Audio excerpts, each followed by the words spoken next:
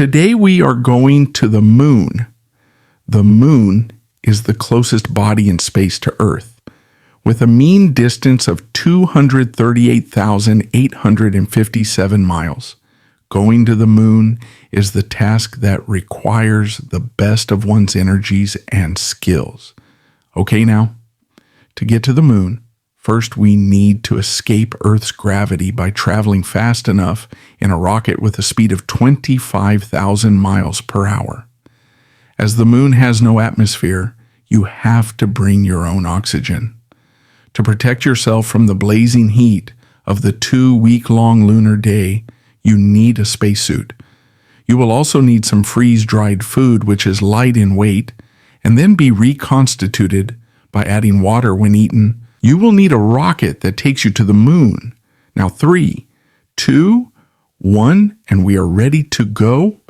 Rocket bound for the moon should be launched vertically to take advantage of Earth's rotation in helping it achieve orbital velocity.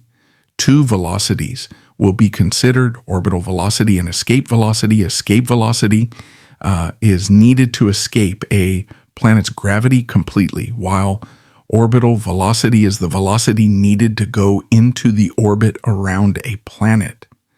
It takes less energy to achieve orbital velocity than escape velocity. After achieving low Earth's orbit and verifying that all the ship's systems are functional, and it's time to fire the thrusters and go to the moon.